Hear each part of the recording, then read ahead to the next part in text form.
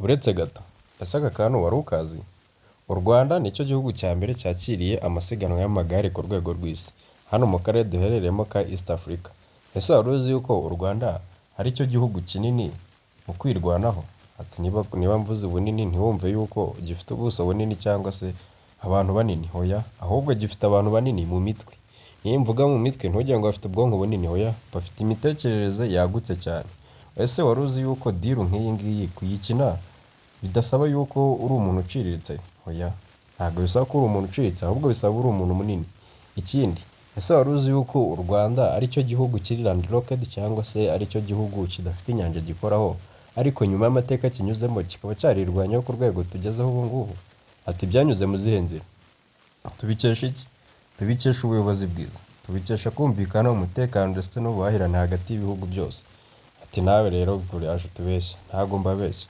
Reka nkwereke, dukora icyo bita point of view. Nyuza amaso inyuma mu mateka yarangiye cyangwa se mu gihe twagiye tunyuramo, nawe wirebere.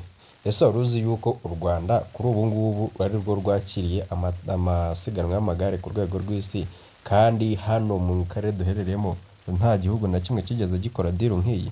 Ati ni diru yihese, iyi ni diru iremereye kuko ni diru yinjiza amamiliyari n'amamiliyari nawe ubwawe utigeze utekereza. Ati mubona ku kwezi hawemo ibikorwa bibiri. Yego, ni ibikorwa bibiri: kwita izina ndetse n'iki gikorwa cy'amasiganwa y'amagare. Ibi ngibi ni ibikorwa by'agatangaza, ndetse ibyo byose ni ibigenda byagura bwa butunzi bw'igihugu. Ati reka da, reka nze mbikwereke. Niba aka kanya mu Rwanda hateraniye amagare, abantu bari gusiganwa bagera muri 980 na bangahe, hakaba hari aba visitors bagera mu 800, abo bose ntabwo baza ngo baseke, ahubwo ni uko hari amafaranga bayishyuwe. Leta ibikorwa mu buhe buryo? Nawe genda usure Visit Rwanda urabibona amafaranga yinjira. Ese ikindi wari uzi? Wari uzi yuko u Rwanda ari cyo gihugu cya gatatu ku isi mu bihugu bigira isuku? Ese wari uzi yuko u Rwanda ari cyo gihugu cya kabiri mu bihugu bifite umutekano? Ati reka ngo habanza ngo Indonesia, ngo hagakurikiraho ngo Qatar. Reka da, iki gihugu ni ukuvuga ngo kirwanyeho hano mu karere kacu. Ninkubwira kwirwanaho ntugire ngo ni uko bakoresheje strategy nawe ubwawe utigeze utekereza ko yakoreshwa. Iki gihugu ni igihugu cy'amahoro, ni igihugu cy'umutekano, ni igihugu cy'abana beza. Nimvuga abana beza ntutekereze nyashi, hoya, ahubwo ni abana bazi gukora diru. Urumva? Nawe rero niba uruzi yuko uri umunyarwanda uri hanze, koma amashyi, wiha amashyi, uvuga uti ndi umuntu w'umugabo, burya nturuka mu gihugu kizima. Yego rwose, turuka mu gihugu kizima.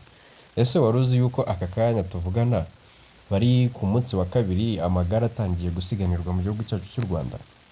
Ati reka, niba nkubeshye ugenda urebe nawe kuri Google urabibona. Uyu munsi ni umunsi wa kabiri amasiganwa ari kubera mu gihugu cyacu. Ese wari uzi yuko ku munsi wa mbere hatsinze abantu 47, harimo abanyarwanda 2 batsinze? Hoya da, kuko nari nkubeshye, ntabwo nzi abanyarwanda batsinze. Ariko se wari uzi yuko uyu munsi amasiganwa atangiye isaha y'isaa 2? Ese wari uzi yuko ubu ngubu aya masiganwa agiye kuzamara icyumweru cyose mu gihugu cyacu cy'u Rwanda? Ati se dufite ibyo tuzabagaburira? Nakubwiye uti u Rwanda ni abantu banini cyane. Niyo mvuga banini ntiwumve umubyibuho 200 kuri buri muntu, oya, ahubwo turi abantu banini mu mitekerereze, kandi nabwo ntiwumve ubwonko bubyibushye, ahubwo ni ubwonko butekereza byagutse. Ngayo nguko iminsi 7 yose twakira abantu barenga 2,000 bakavamahanga. Bakavamahanga dufite aka kanya niyo nyanja twebwe twifitiye. Sinzi niba wumvishe icyo kintu. Bakavamahanga dufite niyo nyanja dufite twebwe. Aka kanya kuba tugiye kwamara n'icyumweru si uko bazahamara bari guseka, ahubwo ni uko bazaba bari no kugira umutungo binjiza muri iki gihugu cyacu, cyane ko uyu mwaka ari wo mwaka bivugwa ko cyekwa ko uzinjiza amafaranga ari hejuru cyane mu bijyanye n'ubukerarugendo. Turatubeshye, genda usacinge mu yindi myaka yose, noneho utageze no mu kwa 12 uzabigereranya. Nawe rero niba uzi yuko ukunda ibintu nkora, genda kuri TikTok wandika Mr Kanyota ukore like, hasigaye dukomeze twiryohere. Ese wari ubizi yuko cana aka kanya ya mbere ishobora kuba yigisha monologue mu Rwanda ari Nshogoza Benoit. Nshogoza Benoit ni channel nziza cyane icaho monologue. Niba wifuza gukina filime cyangwa se kumenya acting, genda nawe urebe monologue. Reka twikomereze, reka da. Ibindi bintu ukwiye kumenya ni uko aka kanya u Rwanda tuvugana ni uko ubu ngubu haje aircraft cyangwa se ibyo mukunze kwita ngo ni drone. Ese ubundi mu kinyarwanda kiza ni iki? Reka twigendere nanjye ntumbaze. Ikinyarwanda cyiza cya aircraft ni uko nyine ari indege zitagira abapiloti. icyo nicyo nakubwira. Kandi u Rwanda ruherutse kubironshinga yuko hagiye kuza zigiye kujya zikora nka taxi. Niyo mvuga taxi ujye wumva nka kuriya mugenda muri bisi twegerane ya se Shumuteta. Ahangaha rero bitekerezwa ko bizaba binahendutse. Ngayo nguko kora like kore na share, ahasigaye rero unyarukiye kuri Cogoza Benoit tujye twibanira buri munsi. Niba ukunda ibyo nkora siga agatima, ndagukunda cyane.